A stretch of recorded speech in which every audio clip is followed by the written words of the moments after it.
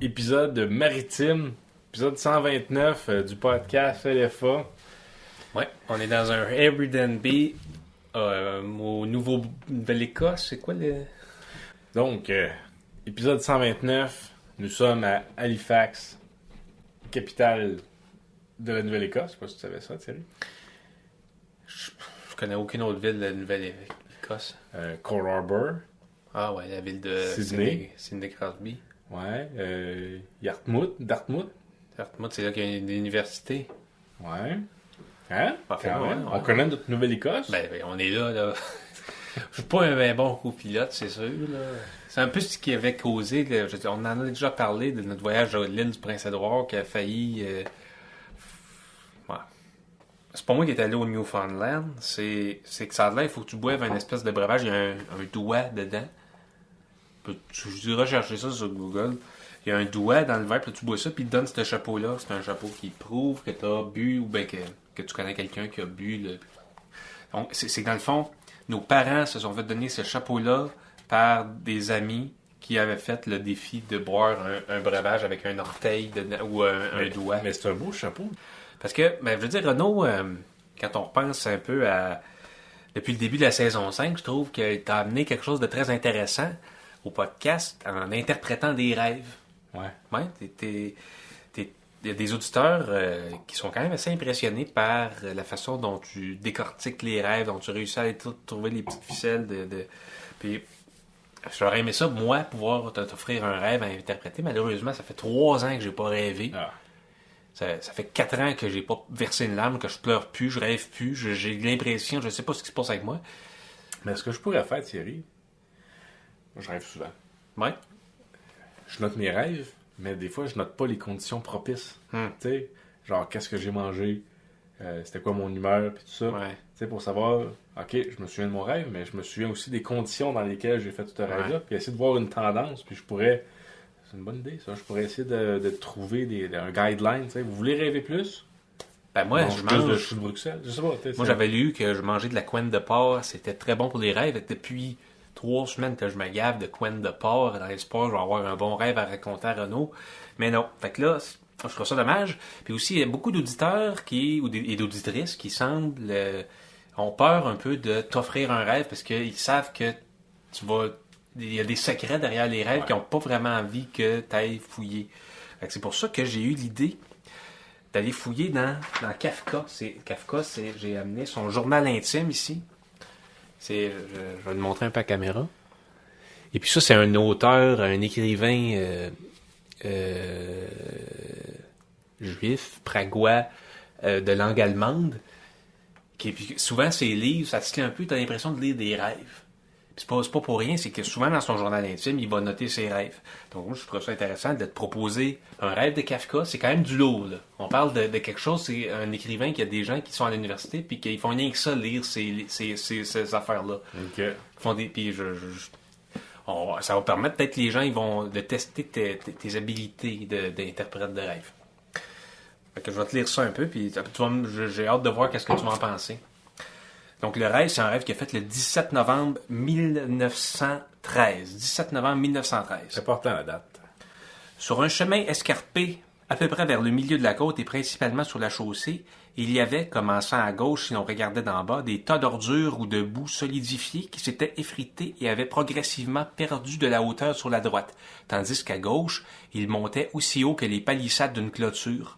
Je marchais à droite, là où le chemin était presque dégagé, et je voyais un homme à tricycle venir d'en bas à ma rencontre et se diriger apparemment tout droit sur l'obstacle. C'était un homme sans yeux, ou du moins avec des yeux comme des trous effacés. Le tricycle était branlant, ce qui lui donnait certes un équilibre instable et une allure vacillante, mais ne l'empêchait pas de rouler sans bruit, avec une facilité dans un silence presque exagéré.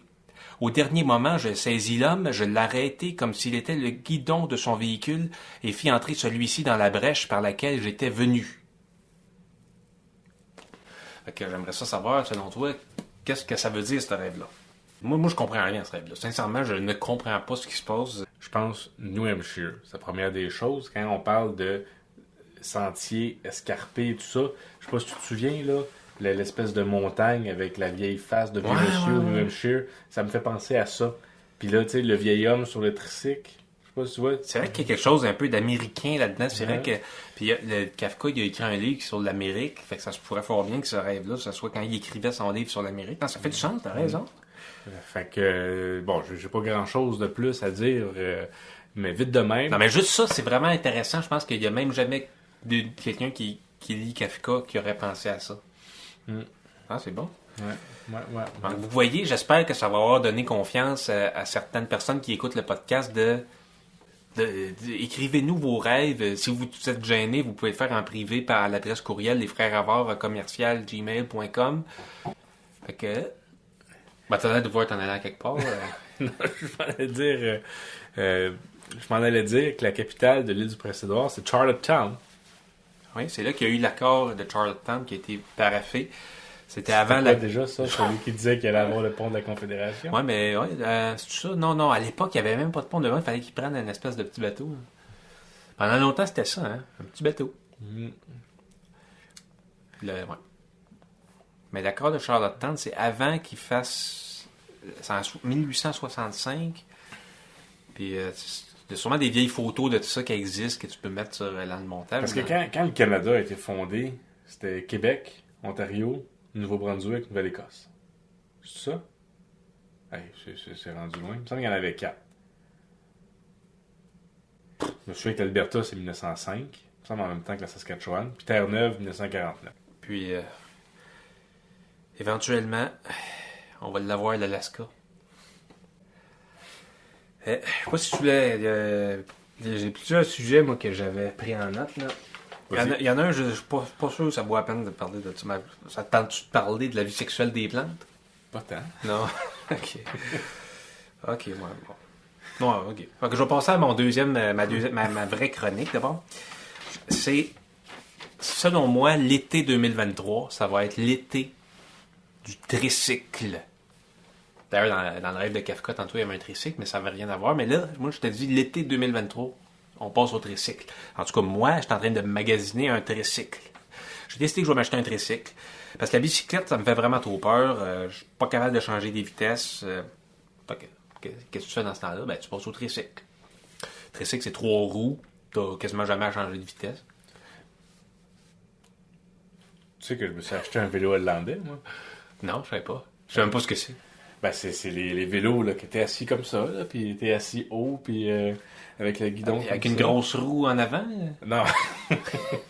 L'espèce de steampunk, Renault steampunk avec avec un petit casque en cuir. Puis... Ben, c'est juste que c'est un vélo, là, t'étais vraiment comme assis dans un fauteuil, là, puis avec ton guidon banane, là, puis il y a juste 8 vitesses là-dessus. Ah, ok, comme mettons dans les années 80. Ou... Ouais, puis honnêtement, sur le coup, quand j'ai eu ça, j'ai commandé ça par Internet sans vraiment réfléchir. Puis non, j'adore ça. J'adore ça. C'est très... finalement, je me rends compte que j'aime faire du vélo pépère. J'aime me promener à vélo. J'aime que ce soit utilitaire. J'aime que ce soit confortable. Puis tu sais... l'étape suivante, je pense, pour c'est toi, le c'est le tricycle. Puis le tricycle, c'est vraiment plus stable. Moi, j'ai commencé à magasiner ça depuis une couple de semaines. Comment choisir un tricycle? La question qu'on se pose tous quand on en vient à ça.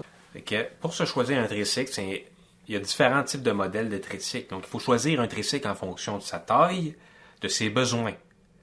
Il y a certains modèles qui ont un châssis plus bas. Puis ça, c'est pour faciliter le franchissement des obstacles. Moi, j'en prendrais un que tu peux au moins embarquer deux. Tu sais qu'il y en a un qui peut embarquer comme c'est en arrière, puis ça cote ses épaules. Là. Puis il y en a un qui pourrait se mettre dans le panier en avant. Puis tu pourrais avoir une option pour mettre un petit chariot à côté, comme une motocyclette. Ouais. Mais en tout cas, moi, ce que je dis, la question aussi qu'on se pose, c'est est-ce qu'on le prend électrique ou pas électrique? Moi, je pense que je vais commencer pas électrique. Par contre, je vais me réserver l'option, si jamais je trouve ça chiant de monter des côtes, que je vais pouvoir le modifier pour me mettre un petit moteur 4 temps pour pouvoir m'aider des fois. Puis l'important, c'est aussi d'avoir une bonne garantie. Tu sais ça, toi? Oui, j'en ai pris sur ma Parce qu'un tricycle avec des bonnes garanties, c'est de longue durée, c'est que ça veut dire que c'est un meilleur investissement, ça veut dire que c'est des meilleurs matériaux, c'est plus robuste. Parce que quand ils te vendent cette garantie-là, c'est parce qu'ils ont confiance qu'ils n'auront même pas besoin de rien faire avec ça. Donc, c'est ça. Moi, je me demande, je propose ça, je propose ça à notre public. Allez-vous embarquer dans la folie du tricycle?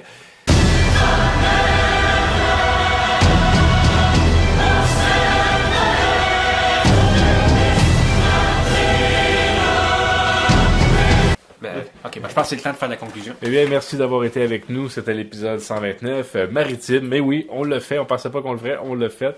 On se revoit dans 2 semaines pour un autre épisode. Merci d'être avec nous. Dans 2 semaines, c'est l'épisode, ça va faire 4 ans, jour pour jour, qu'on enregistrait le premier épisode, le 28 avril 2019. C'était le début d'une belle aventure de podcast.